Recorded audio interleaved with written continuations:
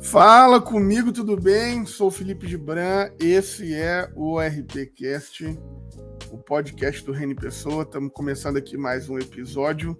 Agradecer cada uma que tem participado conosco, que tem escutado, que tem partilhado, que tem ajudado essa ideia a chegar a mais gente. Muito obrigado. Estou sempre com eles aqui, sempre muito bem acompanhado. Estou sempre com Walter e Pamela. Seja muito bem-vindo, seja muito bem-vinda. Como é que você está aí, Walter? Eu estou ótimo, depois de um dia de expediente, né? Numa terça-feira. Estou aqui para mais um episódio maravilhoso e dessa vez estou mais feliz ainda porque vamos ter um pastor amigo. É sempre um privilégio entrevistar os pastores amigos. Isso aí, seja muito bem-vinda, Pamela. Tudo bem? Tudo ótimo na medida do possível, do jeito que o Rio de Janeiro me permite. Mas também estou muito animada. E o convidado de hoje é um querido. Tive aí o privilégio de conhecer ele na comuna e estou muito animada de receber ele aqui também. Ah, coisa boa. Então, já estamos falando bastante, estamos falando demais dele, mas vamos trazê-lo aqui. Gessimar, ele é pastor metodista, ele está aqui na 4ª região eclesiástica, né? Que é a região que compõe aí Minas Gerais e Espírito Santo. Ele é formado em teologia lá na UMESP, é especialista em estudos wesleyanos e também tem pós-graduação na UMESP. Seja muito bem-vindo, camarada, um privilégio ter você aqui. E já abro perguntando, a partir disso tudo que eu disse, né, sobre você, mas já abro perguntando a você quem é o Gessimar. Boa tarde, Gessimar. Eu sou um pastor metodista, servindo a Igreja Metodista há quase 20 anos, 19 anos de tempo integral. Já em janeiro próximo, completo 20 anos de ministério de tempo integral na Igreja Metodista.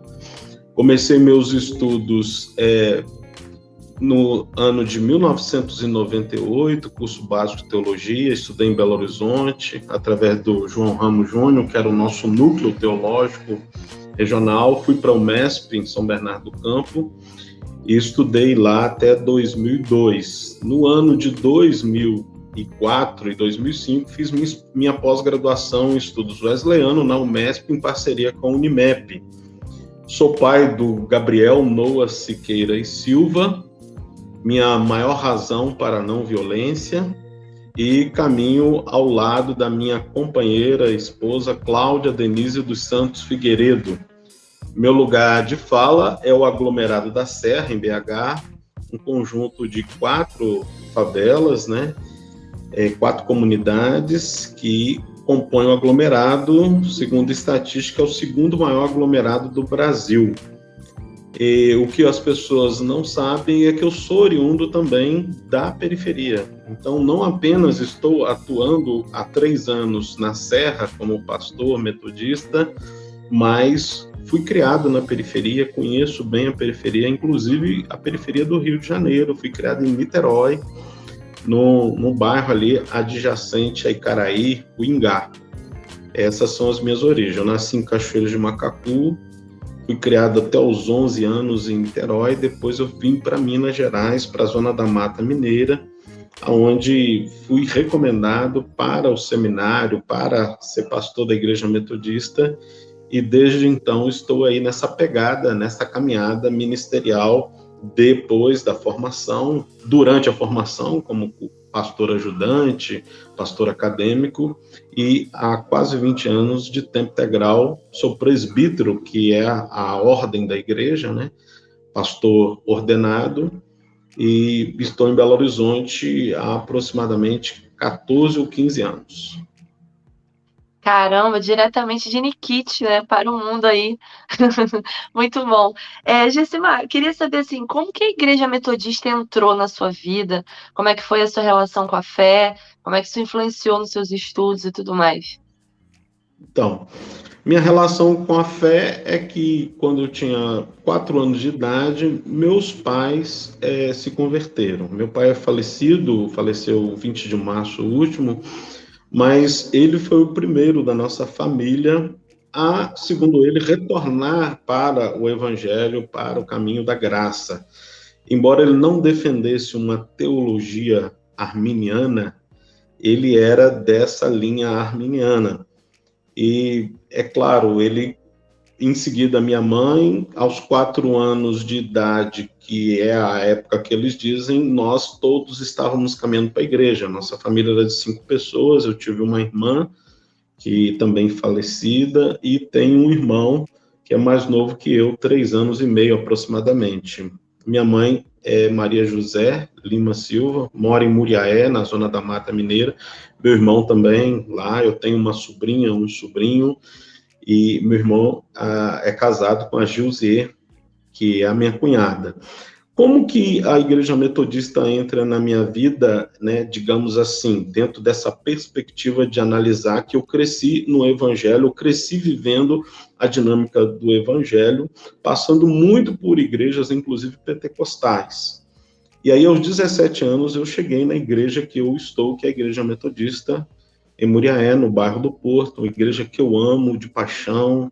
Sempre que posso, estou ali com alguns dos irmãos da minha época, porque a igreja, né, mudou muito, 25 anos depois, é muito tempo para você ter todas aquelas pessoas do início da sua caminhada ainda presente na vida, porque as pessoas têm um dinamismo, mudam de cidade, outras também já não estão mais nessa existência, né, nesse parâmetro da existência, mas aguarda o escatom, ou a revelação dos últimos acontecimentos.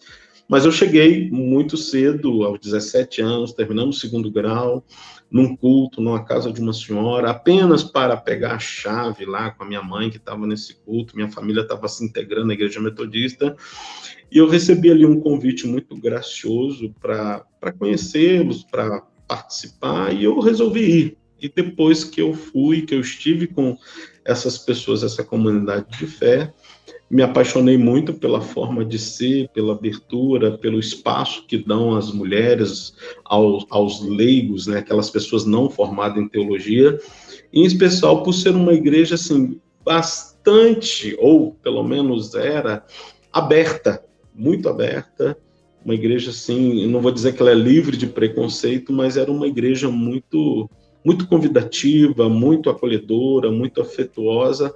É a história um pouco assim do meu início na Igreja Metodista, que é onde eu sirvo. E essa igreja da qual eu estou falando, ela tem mais de quase 300 anos, né, de tradição, que é o movimento wesleyano. É interessante, Gessimar. Eu ia fazer uma pergunta, né, sobre a sua tradição metodista, mas antes você falou umas coisas interessantes, eu queria comentar um pouco antes. Você atua, né, ministerialmente num bairro, na Governador da Serra, onde eu nasci. Então, eu vivi nessa comunidade até os 14 anos e depois eu mudei, né, saí da favela e fui morar no asfalto, como dizem, mas no mesmo bairro, 2 ruas abaixo. E pensando um pouco na nossa conversa de hoje, né, que vai ser sobre violência, religião e Bíblia, eu lembro, né, da minha época de convertido, assim, que eu estava convertendo, indo para a igreja, a violência, ela é uma coisa que as pessoas de comunidade, os favelados, eles convivem diariamente. Então, eu já lembro várias vezes eu indo para o culto no meio de tiroteio, tendo que esconder nos becos, por conta do confronto com a polícia e tal. E eu também lembro várias vezes que nesses confrontos, quando a polícia matava alguém, né, matava um traficante, os crentes comemoravam, glória a Deus, menos um bandido e tal. E tinha essa contradição, né? Porque outros crentes falavam não, isso está errado, a gente deveria converter esses traficantes, ganhar eles para Jesus ao invés de matá-los. E aí minha pergunta é sobre essa visão que os evangélicos têm em relação à violência, né? Parece que alguns evangélicos, eles gostam da violência quando ela é justificada em nome de Deus, muito por conta daquela visão que as pessoas têm do Deus do Antigo Testamento, que manda matar, que pune os inimigos. Você poderia comentar para a gente aí um pouquinho sobre esse Deus do Antigo Testamento, que parece ser muito violento?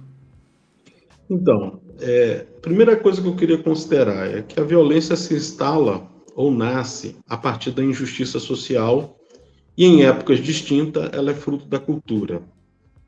Então, quando a gente se volta para o Antigo Testamento e procura olhar sem a devida distância daquele ambiente, daquela cultura, e apenas assimilarmos diretamente a partir da cultura que a gente vive hoje, já cometemos um erro, porque não é a cultura, digamos assim, predominante também no Antigo Testamento, ou, como alguns costumam dizer, no Velho Testamento.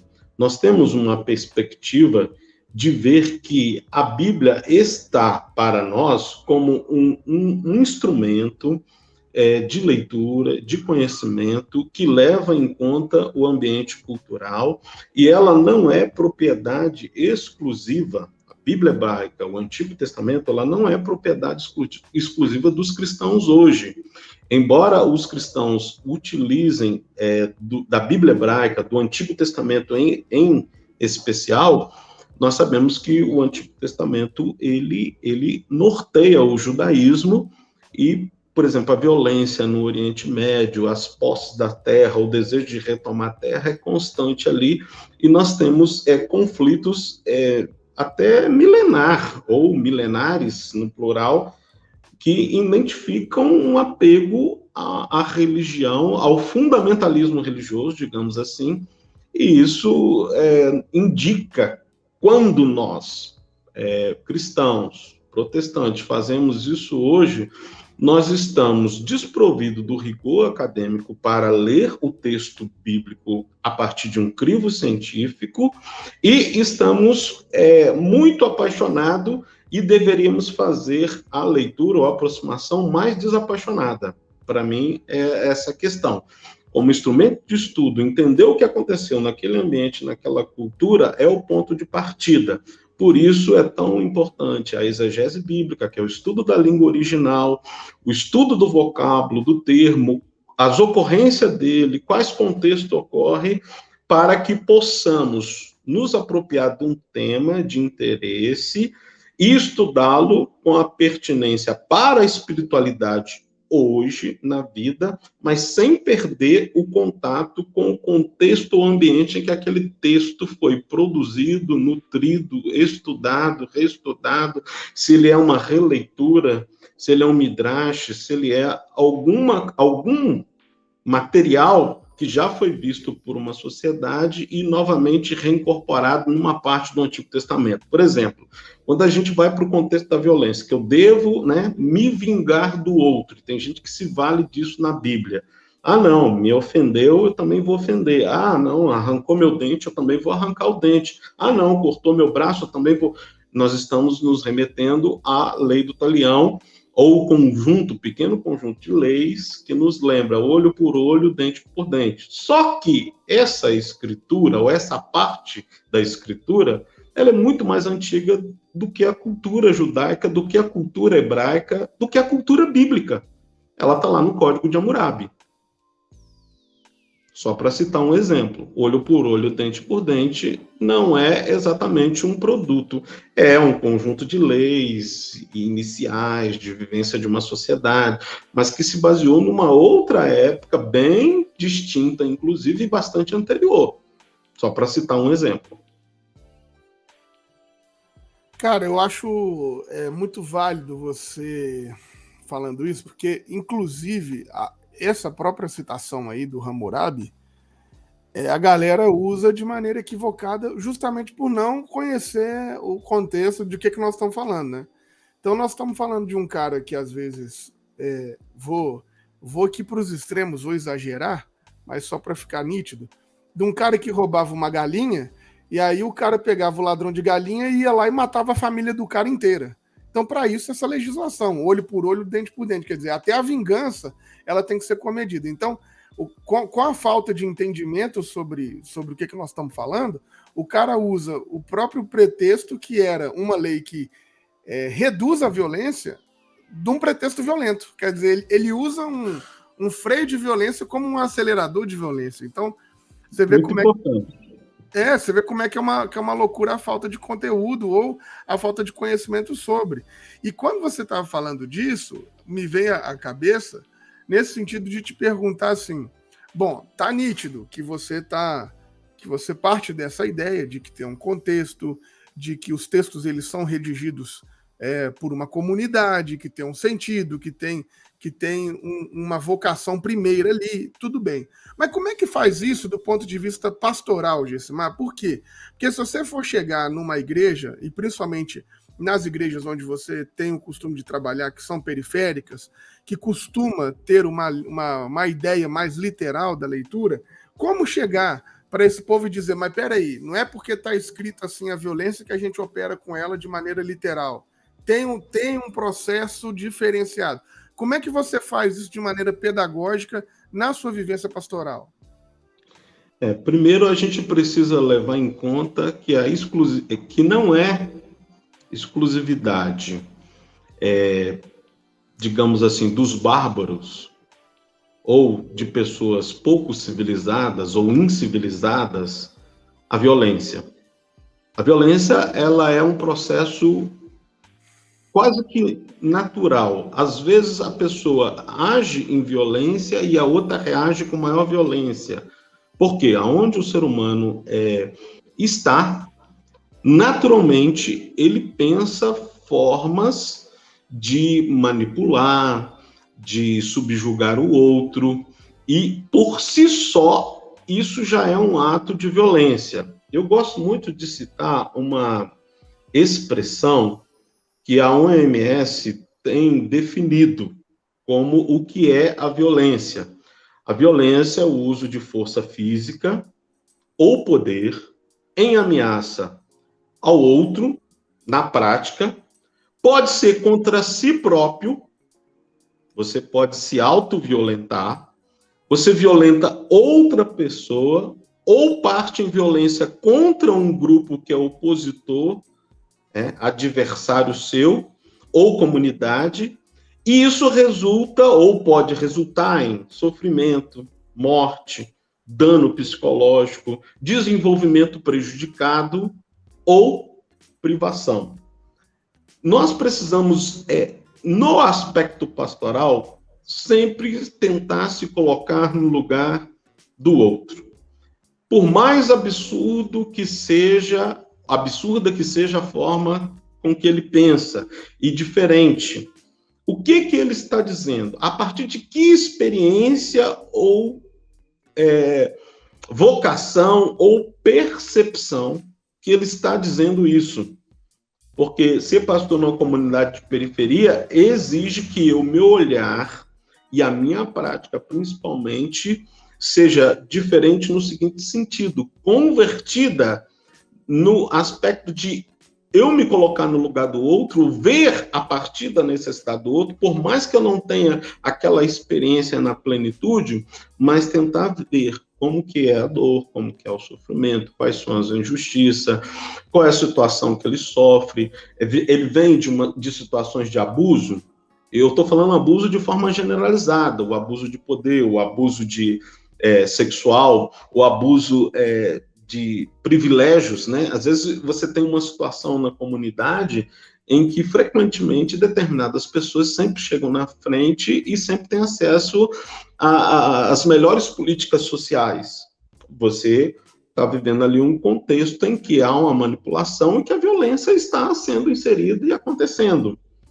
Numa igreja de periferia, como é a realidade em que eu estou, na Igreja Metodista da Serra, que a gente chama carinhosamente entre nós de Capela da Serra, eu tento sempre me colocar no lugar do outro e buscar o exemplo de Jesus para minorar a situação. Porque, assim, o meu sentimento de autojustiça, ou o desejo de fazer justiça com as próprias mãos, é tão igual quanto do violento. Mas Jesus vai me lembrar, guardai-vos de exercer a vossa própria justiça. Então, eu tenho que buscar um diálogo, uma forma de entender de onde parte aquela pessoa, qual é a sua experiência, qual é a sua dor. E essa é uma premissa wesleyana, onde nós lemos a Bíblia com o povo, partimos da Bíblia, né, das Escrituras, o texto escriturístico, para interpretar a própria Escritura, nos usamos da tradição, o que os pais da igreja, o que a igreja antes de nós, a igreja de muitos anos, de vários pensadores, pensou ou falou a aquele respeito, se eu tenho acesso a essa informação, o que a razão me leva a pesar E o que é experiência, o cotidiano, a vivência da injustiça, da dor, do problema, me diz ou pode me fornecer fonte de interpretação, ou ser fonte de interpretação para a minha pedagogia e ação pastoral. Era isso que, inclusive, que o Wesley ensinava. Ele ainda fala, olha ao redor e veja a criação, onde muitas das vezes, se nós formos olhar apenas com um olhar exclusivo para a criação, nós também vamos ter algum problema aí. Porque a criação, por exemplo, entre os animais, eles são predadores. O ser humano, embora ele não se determine como predador, em geral, ele é predador. Ele é predador do outro, de si próprio. E aí eu gosto muito daquele dizer de Paulo, que traz uma violência simbólica, mas traz um controle sobre si, é quando ele diz, esmurro o meu próprio corpo, reduzindo a escravidão, para que, tendo pregado o evangelho a outros, eu mesma não venha me perder ou ser desqualificado diante do evangelho, que, em suma, é amor, é compaixão, é doação, é a vivência ao lado do outro, no companheirismo, é a ajuda mútua, é o ouvir, é o colocar-se como um ombro amigo, é o chorar com a comunidade, muitas das vezes. Eu vivenciei muitos momentos que não era a comunidade que chorava comigo, era eu mesmo que tinha dramas e dilemas e levava para a comunidade, e aí eu via a minha comunidade oferecendo ombro para mim, chorando comigo, vivenciando as minhas lutas, os meus dramas, e orando comigo e pedindo, pastor, Deus vai ouvir a nossa oração, Deus vai te abençoar, Deus vai te ajudar, Deus está nesse caminho com a gente. E aí esse consolo vinha de uma forma muito natural, onde eles também se colocavam no meu lugar, e aí o seguinte, aquelas barreiras, aquelas questões mais belicosas, desejo de enfrentamento, foi desfazendo naturalmente, porque a dinâmica que se perdurou, ou que buscamos vivenciar, e temos buscado vivenciar ali, é de mútuo acolhimento, é de amor, é de ouvir, inclusive, constantemente, aquilo que o outro tem para falar, mais do que dizer, eu procuro acolher os sentimentos. Incrível, Gessimar. Vocês estavam falando de Velho Testamento, né? E como é que tem essa percepção violenta. E eu fiquei lembrando daquela passagem que fala da maldição de Caim, né? Que a violência ela vai se multiplicando através de gerações. Isso é uma coisa que a gente vai levando e instruindo os nossos filhos com esse desejo de violência e tal. E acontece muito quando a gente é exposto a esse tipo de violência. Mas aí, entrando nesse assunto, eu fico pensando no espectro político também. Porque a gente é uma comunidade de fé, mas hoje tem esse alinhamento ideológico que tem, né, regido as relações dentro da igreja. E aí, se na direita a gente tem um Cristo armamentista que defende a propriedade privada, do outro lado, na esquerda, a gente tem a figura do Jesus revolucionário, que meteu a chibata na galera que estava lá comercializando no mercado. E eu queria saber de você, assim, através da leitura bíblica, até que ponto a violência é biblicamente legítima? Assim, dá para falar que a violência é legítima de alguma maneira, num sentido de injustiça e tudo mais? Não acho que a violência seja legítima ou que a Bíblia legitime a violência. A Bíblia narra a violência. A Bíblia descreve a violência. A Bíblia não esconde a violência daqueles e daquelas que são pessoas, seres, né, seres naturais, ainda em aperfeiçoamento na sua caminhada, porque cada um tem a sua vivência, a sua trajetória, e nós temos, na verdade, no Jesus histórico, a percepção de que ele, em alguns momentos, teria agido com violência como essa que você descreve. Mas esse mesmo Jesus que... eu não entendo que ele tenha chicoteado pessoas, mas ele bateu com chicote ali nas bancas, provavelmente derrubou aquele comércio infame em torno do templo, da casa de oração, que é o texto que você diz, mas nós vamos ver um texto que o Ron Koenigs, né, me remeteu a ele na exegese, no início do meu ministério informativo, inclusive, que é o texto de Jesus e a mulher adúltera. Embora não seja um texto provavelmente da época de Jesus, ele é uma inserção do quarto século, reconhecida pelo padre Königs, Juan Königs, ele vai lembrar que a mulher flagrada em adultério é levada junto a ele, né, com pedras, cada um com suas pedras na mão, com o intuito de discipliná-la, mas também de pegar Jesus ou ver, olha, esse cara não é tão amoroso, não é tão bondoso como vocês dizem que ele é, esse mestre de vocês. E estão ali escribas, fariseus, mestres da lei, pessoas envolvidas nesse processo de condução de uma mulher que foi flagrada em desonestidade com o seu companheiro. O que nós vemos ali em João 8, que é essa inserção provavelmente do quarto século, e não exatamente uma cena concreta vivida por Jesus.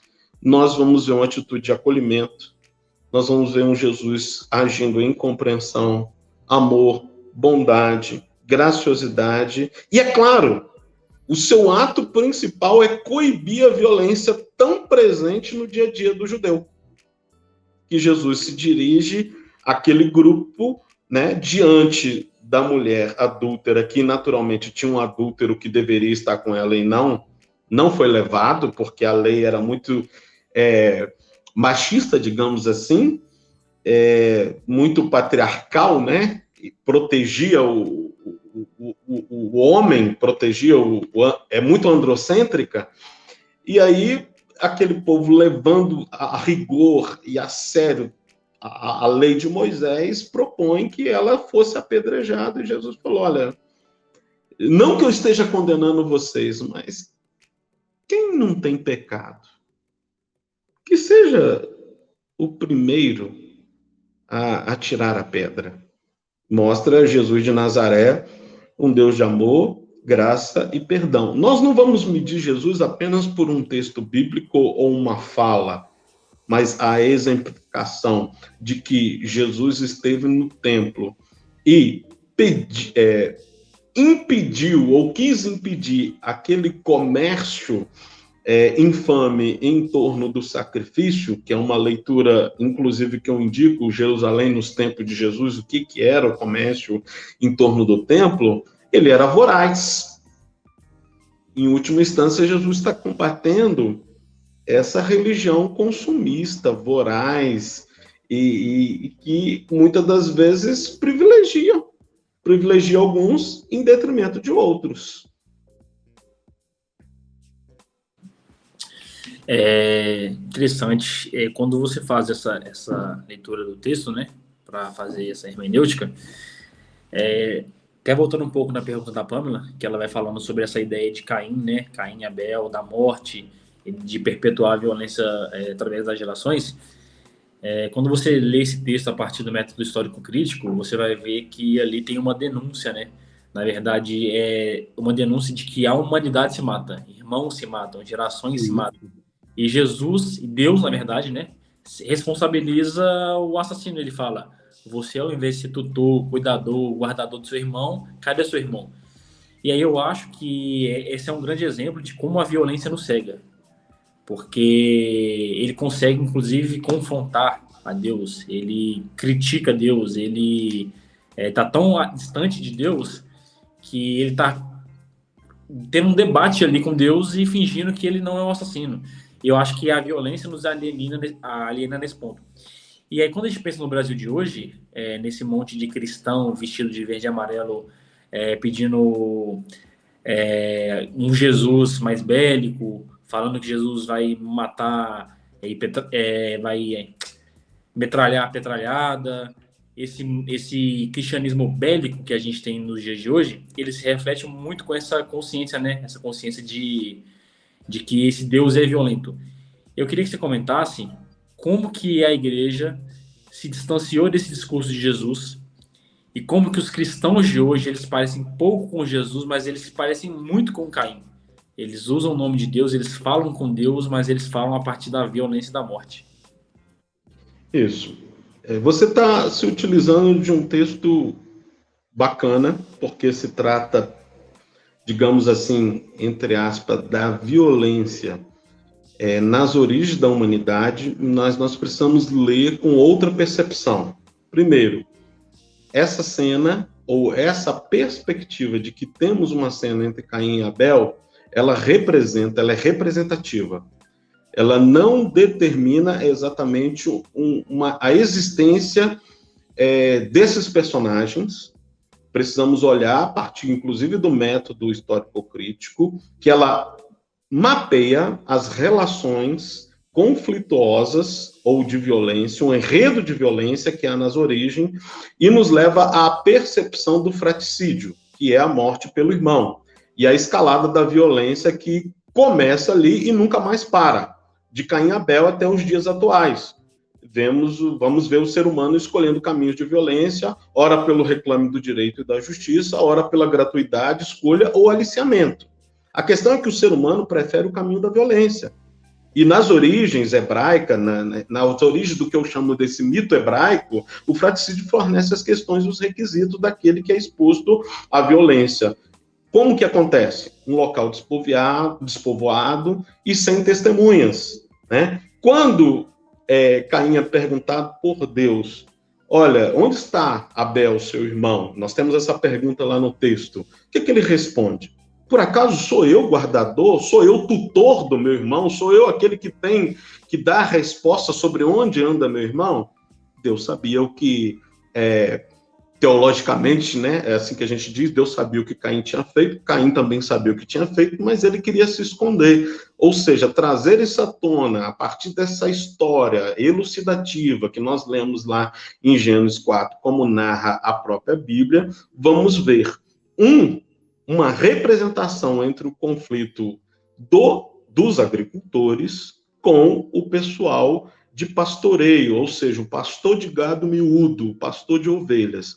E aí nós temos uma coisa muito interessante que as tradições vão nos remeter, que nesse conflito religioso entre tradições vigentes, que estão representadas em Caim e Abel, que nada subtrai, é claro, o valor da história em si, o conto ali, a lição tirada desse texto, tampouco diminui a importância do agravante, que é exatamente a violência, o ato de violência que se dá, nós vamos perceber que Deus fala, olha, o sangue de Abel clama da terra.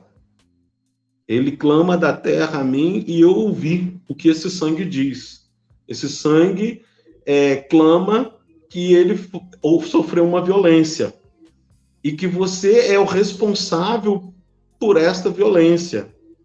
Nós somos, sim, cuidadores dos nossos irmãos por trás, nós temos essa lição. Nós somos, sim, tutores dos nossos irmãos, e ainda que numa relação, por exemplo, como vocês citam, política, haja direita e esquerda, nós precisamos romper com essa polaridade e entender que o outro que pensa diferente de mim, e até que age diferente de mim religiosamente, não é exatamente meu inimigo, meu adversário, que é, inclusive, a palavra hebraica para Satã.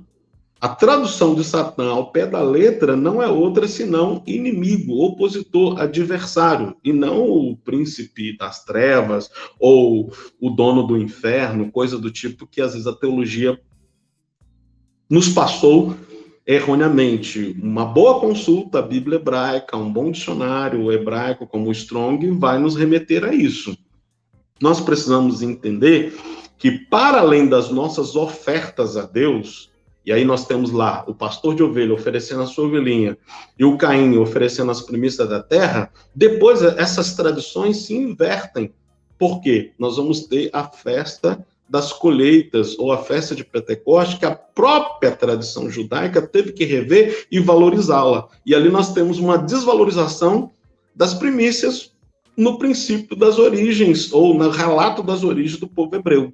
Então, é muito mais complexo e mais profunda a questão, né, do que narrar a história de Caim e Abel e falar, um foi rejeitado por Deus, o outro foi aceito. Na verdade, nenhum foi rejeitado por Deus, mas uma interpretação foi imposta, e esse texto é um texto colocado ali, é uma narrativa colocada ali nas origens, não exatamente devemos tomá-la ao pé da letra, né, no sentido de que isso aconteceu de fato.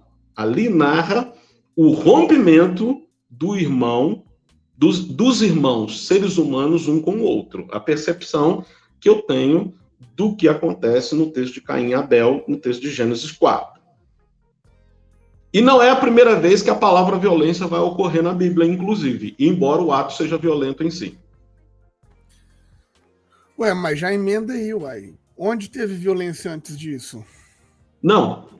O termo violência aparece em Gênesis 6. Em Gênesis 3? 6. Ué, mas como? Então, eu tenho que achar aqui a questão que vocês estão me trazendo para que eu possa realmente trabalhá-la. Primeiro, nós precisamos entender que quando esse termo violência, como nós entendemos, como ele acontece, e inclusive nós transportamos ele para o cotidiano atualizadamente, a primeira vez que ele ocorre na Bíblia hebraica é em Gênesis 6:11. É uma narrativa que indica que o próprio Deus vê a terra corrompida aos seus olhos, e o texto termina dizendo: e a terra estava cheia de violência. É quando chegamos àqueles tempos que nós chamamos de aquele momento pré-diluviano, pré-dilúvio. E aí temos essa assertiva: a terra se encheu de violência, está cheia de violência. Não significa que a violência não ocorria. A narrativa de Caim e Abel vai nos mostrar que a violência vem desde lá de trás. E a ideia que nos remete é que ela acontece nos primeiros momentos da atividade humana, da vida humana, entre os primeiros filhos da raça humana, que são representados no texto bíblico por Caim e Abel. Mas nós temos ali o termo que exatamente significa violência acontecendo a primeira vez apenas em Gênesis 6:11. O termo hebraico é exatamente Hamas, que inclusive um grupo islâmico se batizou, né, há muito tempo, de Hamas. O que significa Hamas? É o agravo, a transgressão ou a violência propriamente dita. E como essa organização se entende assim, chamada de organização terrorista, ela enche a terra de violência em certo sentido, ou pelo menos financia violência, ou indica que a violência é um caminho a ser seguido, mas a Bíblia dá um testemunho de que é os mansos que herdarão a terra, e não exatamente os violentos. Massa demais. Eu tenho a impressão, cara, que nós vamos precisar de muito tempo no Brasil para a galera entender essas coisas que talvez passa como informações elementares, né? De que, nós não estamos falando de uma construção literal, não, nós estamos falando de uma memória de um povo, e quando esse povo faz a memória, eles fazem a memória desses dois grupos, do pastoril, do agricultor. Então, eu acho que às vezes boa parte do nosso povo é levado literalmente, né, como manada, porque a gente não tem muito como ajudar na construção educacional, porque isso se perdeu, né, Gessimar? Assim, se perdeu a construção educacional dentro das igrejas, assim, tá cada vez menos, assim. Então, a gente não vê mais esse trabalho sendo feito, e eu acho que talvez seja por isso que agora, em 2022, nós estamos gente que justifica o tempo todo a violência a partir da lógica bíblica.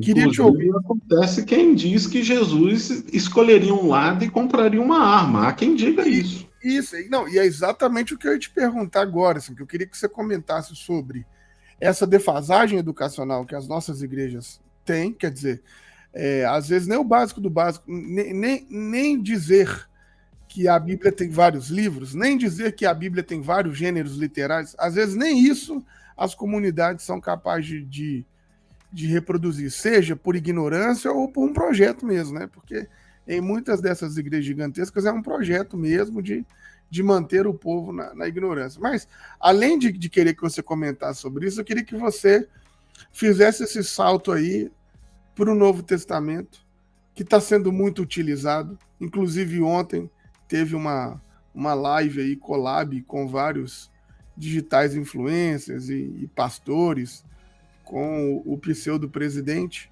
e eles usaram essa referência de Jesus falando com Pedro sobre as armas, usaram a referência de mandar vender a capa para comprar a espada, e a gente está vendo aí um monte de gente falando isso, né? Não, se Jesus estivesse aqui, ele teria a própria pistola dele. Como é que você enxerga essas duas questões aí? Você venderia uma pistola para Jesus? Bem, eu tenho dificuldade de ver que Jesus buscaria comprar um revólver, uma pistola ou qualquer arma, nessa perspectiva de que ele iria para o enfrentamento. Não é o que a gente vê na prática de Jesus.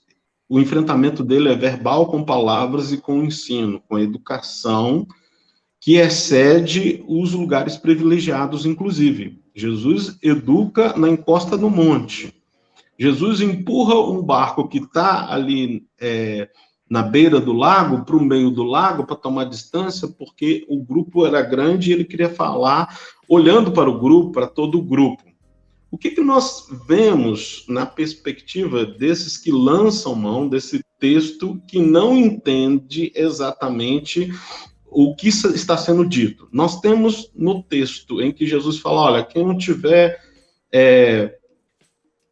arma, compra isso. Ele está usando a familiaridade com a arma da cultura judaica. Nós temos entre o grupo de Jesus aqueles que são sicários, que é um pequeno punhal, uma pequena faca. A Bíblia não esconde isso, que Pedro tinha uma espada, ou que Pedro lançou mão da espada, mas Jesus manda ele guardar a espada, quando inclusive ele lança a mão da espada e decepa a orelha de Malco, o filho do sumo sacerdote que estava no meio da turba que vai para prender Jesus.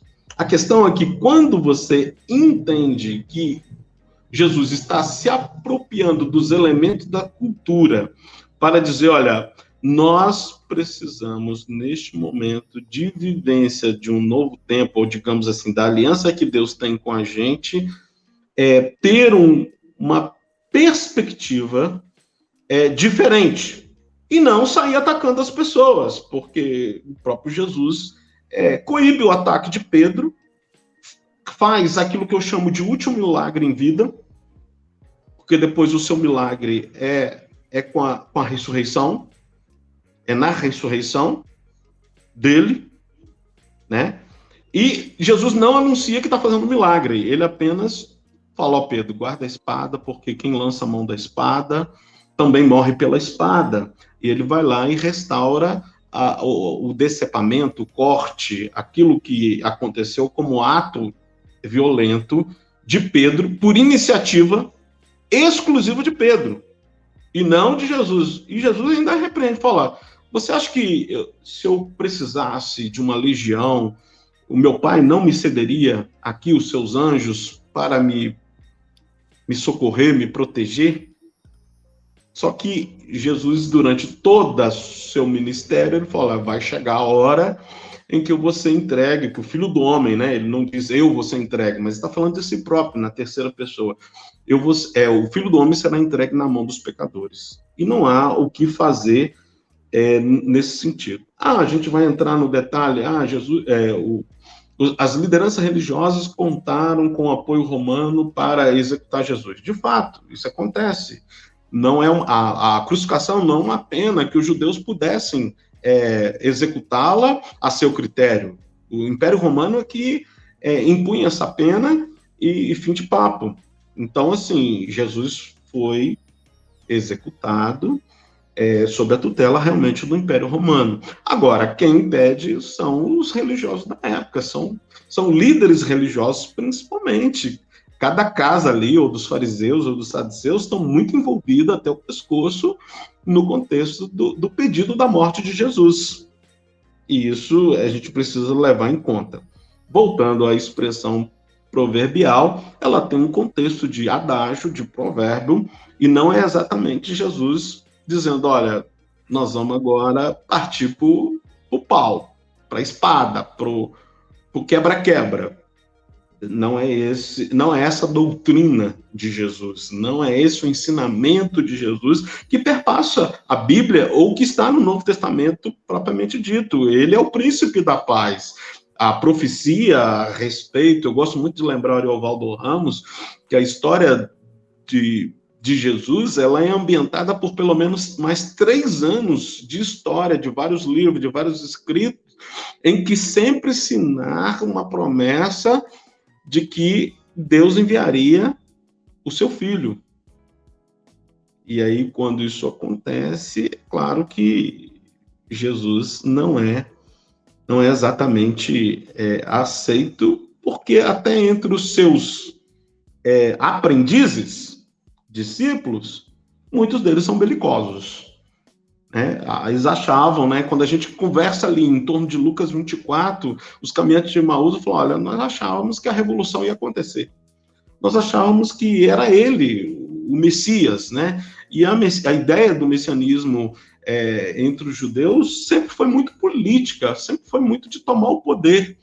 E a ideia de uma igreja hoje querendo tomar o poder, ela é contrário ao reino de Deus, contrário ao próprio Jesus. Infelizmente, a leitura desta igreja que quer estar no poder, ou que quer tomar o poder a qualquer custo, quer estar nos principais cargos, ela tem uma perspectiva muito, muito mundana, mundanizada.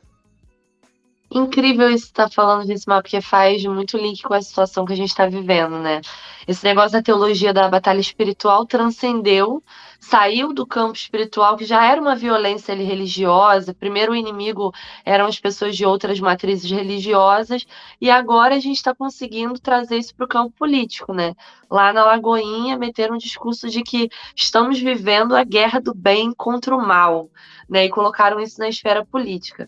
E aí eu queria saber o que você acha, assim, para o evangelicalismo brasileiro, o que é o mal hoje? Porque tá difícil de definir até o que é ser cristão hoje, que não está mais perpassando pela fé.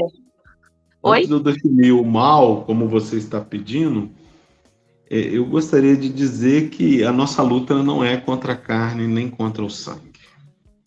Os escritos apostólicos, as cartas bíblicas do primeiro século tenham sido escritas por Paulo, ou em nome de Paulo, uma segunda geração, uma terceira geração de cristãos, dão testemunho de que a nossa luta não é contra a carne nem contra o sangue, de forma alguma. Daí você vê o inimigo no outro, eu vejo um grande problema. O inimigo espiritual que tomou o corpo do outro, a vida do outro, então você tem que matá-lo. Não vejo a Bíblia, não enxergo parâmetros na exegese bíblica, na hermenêutica bíblica, para tal insanidade. A gente não mata em nome de Deus, embora ao longo da história do povo de Deus, do Antigo Testamento e da história da caminhada da igreja depois do tempo da nova aliança, isso tem acontecido em nome de Deus, mas não significa que Deus queria isso. Eu não consigo acreditar que esse foi o desejo de Deus. E eu acho que há uma diferença entre aquilo que acontece e que segue o curso da história, digamos assim, Deus permite acontecer, daquilo que é a vontade de Deus, que é diferente. A vontade de Deus é uma vontade soberana, maravilhosa, pacífica. Como que eu vejo a questão do mal? A gente precisa entender que muitos, inclusive, vão advogar que Deus criou o mal. Infelizmente. E eu não vejo bem assim. Não é essa a perspectiva do meu aprendizado, da minha leitura bíblica. O mal, ele se instala na ausência do bem. O mal não foi criado por Deus. Deus não criou também nenhum príncipe mau no céu e o lançou de lá, ou de onde quer que seja, de outra dimensão. A perspectiva que eu tenho é que quando nós estamos diante de nós, as escolhas é aquilo que acontece lá nas origens, na narrativa de Caim e Abel. E nós vamos ter que voltar lá, para que vocês entendam o que eu estou dizendo. É o próprio Deus que alerta o coração de um dos irmãos, do irmão que pratica violência, antes dele cometer a violência. Olha, Caim, o mal jaz à porta do teu coração. Cabe a você dominá-lo. Ou seja, se os nossos pensamentos são de agressividade, de violência, de malefício, de vingança, de que eu sou mais forte do que o outro e não de solidariedade, realmente o mal vai tomar conta de nós. E aí o seguinte, o mal está fora de nós, é exterior, ou ele já está sendo cultivado em nós, ou ele caminha conosco e nós o temos na nossa essência, na nossa natureza? É uma pergunta que não quer calar.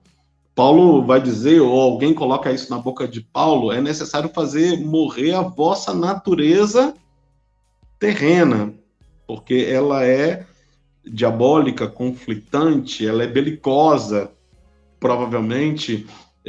Ser achado em Deus, e eu vejo essa perspectiva, não ser tomado por Deus exatamente como muitos preferem, mas ser achado em Deus é isso, deixar que os sentimentos de solidariedade, de fazer o bem, do bem-estar coletivo, e não somente aquilo que eu penso que é o bem para mim, mas o equilíbrio, a harmonia de uma sociedade, a justiça, que no Antigo Testamento é muito bem descrita, o termo hebraico para a justiça é tzedek, ou tzedaká, que exatamente significa a harmonia, ou equilíbrio no ambiente social.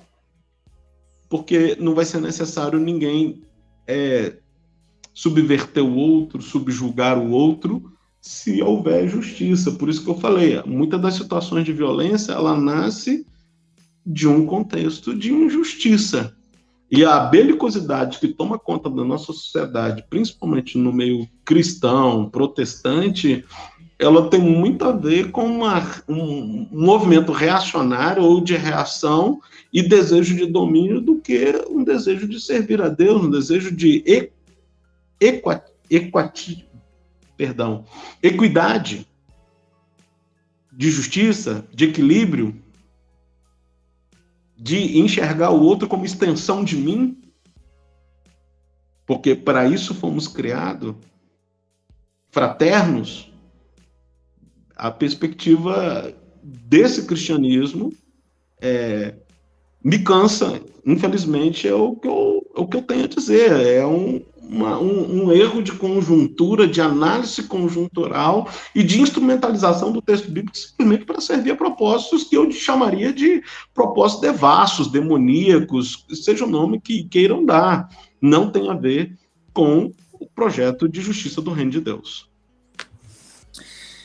Excelente, meu pastor. Muito bom mesmo te ouvir. Eu acho, inclusive, que essa tentativa de fazer esse maniqueísmo, né, do outro ser mal, sempre aparece para justificar a nossa violência, né? Porque a gente só consegue ser violento quando a gente esconde o rosto humano do outro. Então é mais fácil chamar ele de servo do diabo, maldoso, que aí legitima, né, a gente fazer violências em nome de Deus. Mas aí a gente está se encerrando para o final aqui da nossa conversa, desse bate-papo, tá maravilhoso. Eu queria te fazer uma última pergunta, e aí você já pode responder e fazer suas considerações finais. A gente sempre ouve falar na igreja que Deus é amor, mas também é justiça. Eu queria que você falasse um pouco dessa frase aí, que virou um jargão, um terrível jargão, e que eu não concordo em nada com ela. O que significa, na sua perspectiva, de Deus é amor, mas também é justiça? Eu me distancio também dessa perspectiva, Walter, tanto quanto você. Ou aquela ideia de que Deus é amor, mas também é fogo consumidor. Ela tem uma perspectiva muito, muito negativa de Deus. Porque o Deus que eu conheço é um Deus de graça que age em amor. O outro nome da graça é o amor. O outro nome do amor é a graça.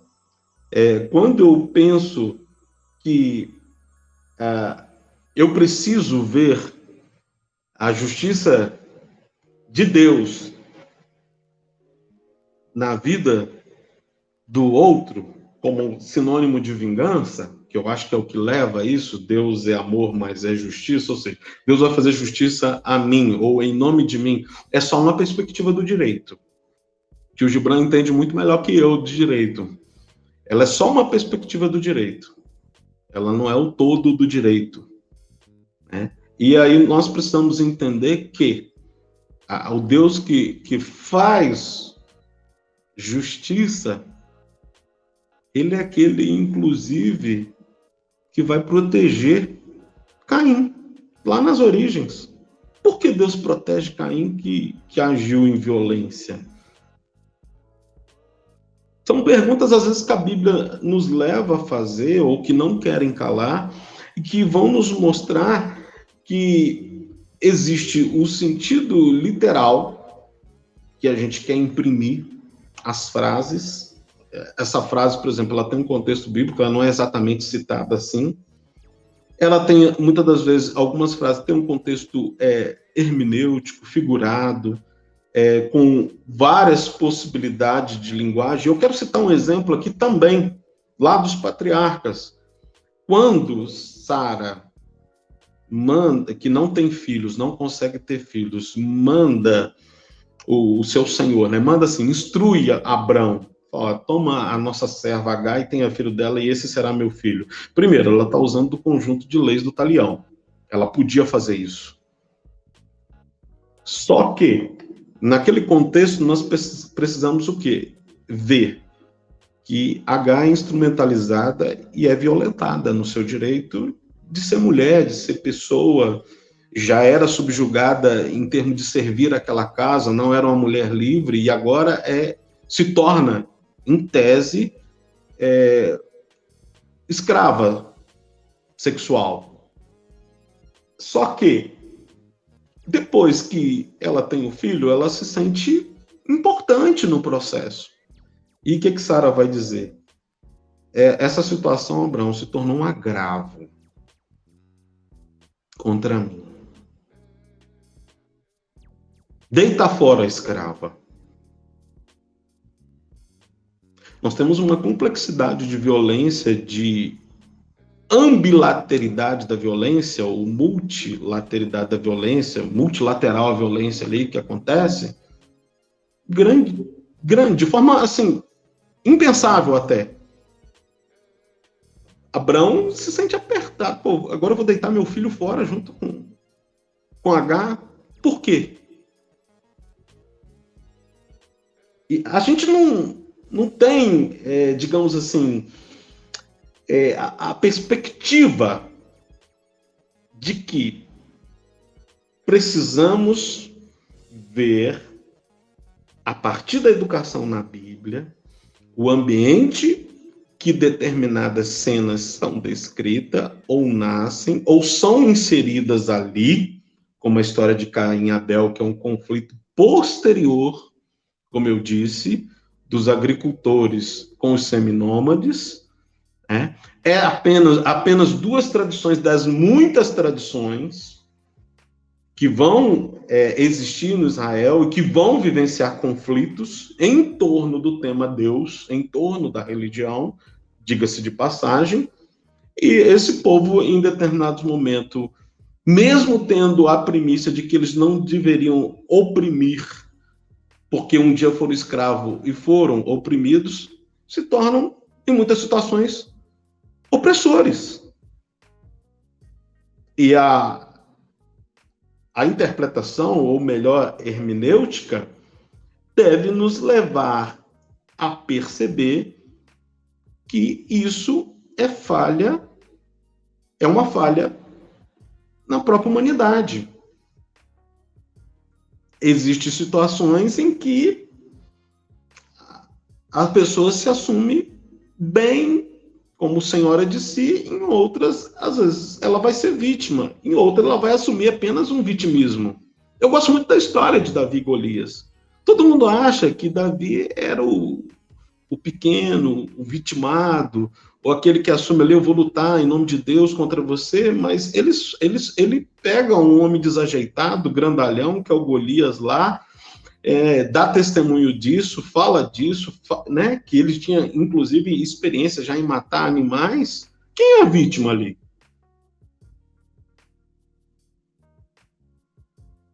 Eu acho muito interessante a gente tratar o gigante, o gigantismo, ele é uma doença. Em geral, as pessoas desconhecem o caráter clínico do gigantismo. E se você for aprofundar e ler em termos clínicos, médicos, essa questão, e científico, vocês vão ver, por exemplo, que a pessoa não enxerga bem. O lugar onde o Davi o atinge é muito propício, mas a situação de Golias lutar e ser o guerreiro talvez super discreto, super bem habilidoso, ela não é verdade. Não é verdade assim, do ponto de vista do que a gente conhece hoje. A ciência, a situação de uma doença que é o gigantismo. Pior, Davi é aquele que clama a guerra em nome de Deus. Deus é pela guerra. Vamos lá. São essas frases ou essas falas que são muitas das vezes instrumentalizadas para eu enfrentar o meu irmão ou irmã de caminhada. O que é perverso. É muito perverso fazer isso. Nós não podemos tomar a literalidade do texto bíblico e aplicá-la na vida. Nós precisamos fazer o exercício de estudar para educar melhor o nosso povo e nos autoeducarmos. Né? Dentro do princípio até, por exemplo, tem gente que lança a mão e fala, Deus falou para Abraão que abençoarei os que te abençoarem, amaldiçoarei os que te amaldiçoarem. E dali em diante as pessoas começam a falar, eu te amaldiçoo em nome de Deus. Olha, que Deus é esse? Nós temos que fazer essas perguntas.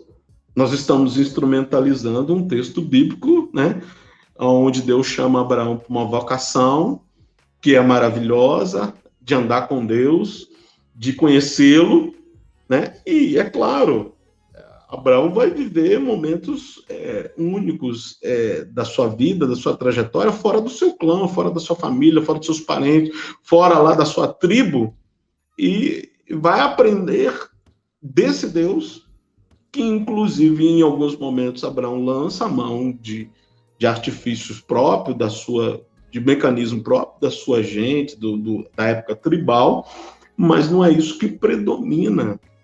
Abraão, ele crê num aprendizado com Deus e à medida que ele vai caminhando, ele vai aprendendo e, é claro, a parte do conflito ou da belicosidade também vai se esvaindo. Nós precisamos estar abertos a esse tipo de coisa. Eu gosto muito do Salmo 120, quando eu olho para os poéticos, de alguém que fala assim, olha, eu amo a paz, mas habito no meio de um povo que odeia a paz. Eles são pela guerra, eu sou pela paz. E aí, o que fazer? Salmo 120. O saudoso Milton Schwantz, que foi meu professor, ele me deu esse texto para exegese. Né? Há mais de 20 anos atrás. Eu amei o desafio, aprendi que o texto descreve um justo, um homem sensato, equilibrado, que habita no meio de uma vizinhança quente. Ele habita numa quebrada mesmo, assim, onde o negócio, o bicho pega. Ele pede paz, ele fala de paz, mas o pessoal odeia a paz. E às vezes nós estamos vivendo numa fronteira, né? Cristã, digamos assim, entre as denominações, uma belicosidade muito parecida com aquilo que é descrito no Salmo 120. Ele não estava no meio de estrangeiros, não. Ele está lá no lugar dele, na tribo dele, mas ele percebeu que uma onda de violência tomou assento ali, e embora ele seja pela paz, as pessoas são pela guerra, e ele fala, Senhor, livra-me, Senhor, me livra. E eu acho que hoje a igreja brasileira, o povo brasileiro, os mais sensatos, precisam, Senhor, livra-nos. Dê que esse tempo passe logo. E que o entendimento do teu amor, da tua palavra, da bênção da comunhão, venha sobre nós. Nós queremos ser pacíficos, como a tua palavra instrui, para que sejamos pacíficos. Bem-aventurados aqueles que são pacificadores, Deles é o reino. É esse o testemunho bíblico. Muito bom. Não, muito bom, muito bom. Cara, quero te agradecer demais por esse tempo, quero te agradecer por essas elucidações. É sempre muito bom bater um papo com você e que bom que a gente pôde ter assim, um conteúdo fantástico nessa gravação, justamente nesse momento do país que a gente vive, que nós vamos ter que aprender a superar a violência, que nós vamos ter que aprender a superar as diferenças. Então, quero te agradecer, mano. Muito obrigado por separar esse tempinho aí, por falar conosco. Foi um privilégio poder trocar de figurinha aí com você. Obrigado pelo convite. Muito obrigado pelo convite, pelo carinho com que vocês me receberam. Nós precisamos ter esse tipo de diálogo franco, aberto, não apenas entendendo que existe apenas uma pessoa segundo o coração de Deus. Eu gosto muito dessa frase. Eu me pergunto, inclusive em relação a um dos grandes nomes da Bíblia, que é assim que trazem a reputação dele como um dos heróis da fé, que foi, por exemplo, Davi. Por que ele era um homem segundo o coração de Deus, se a própria Bíblia fala que ele era um homem sanguinário? E é claro que em muitas coisas ele foi interessante, mas na maioria delas eu não vejo esse homem como tão interessante como é colocado.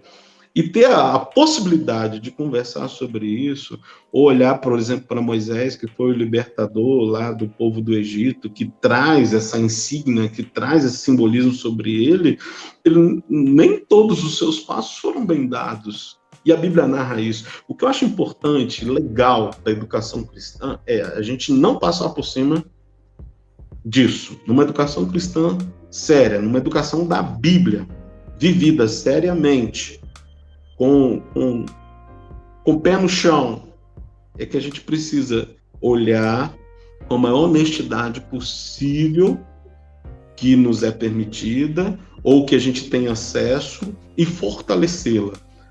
Vai ser um trabalho de longo prazo, de formiguinha, mas se a gente quer ser uma igreja relevante, nós precisamos rever os nossos descaminhos, que é uma tese que eu tenho.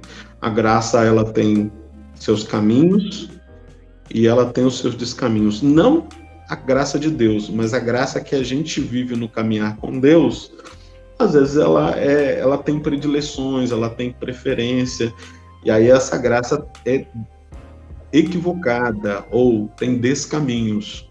Inclusive é a forma como eu defendo que o metodismo nasceu. Ele nasceu com caminhar na graça, mas houve descaminhos. Quando eu olho para o evangelho, ou o evangélico atual, eu vejo descaminhos.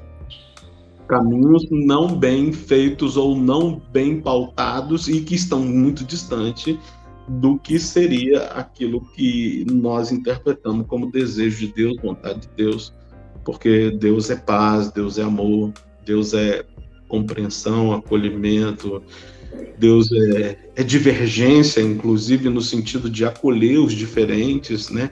Não que Deus diverge consigo mesmo na Trindade, mas o que nós experimentamos é que nós temos um Deus e acolhe um e outro, e as pessoas não são iguais. Então, ele, na nossa divergência, ele nos acolhe todos sendo convergente. Amém, pastor. E o apelo, que eu vou citar Jesus de novo. Estou emocionado. Obrigado. Tamo junto. Gente, esse foi mais um episódio do ORP Cast, conversando aqui com o pastor Gessimar, pastor metodista, que está aqui em Belo Horizonte, né? E agradecemos aí todos e todas que estão escutando a gente, que estão caminhando com a gente nessa nossa jornada de produzir conteúdo aqui sobre a espiritualidade cristã. Um beijo para vocês, mais um episódio simples, mais revolucionário. Aquele abraço, falou, valeu!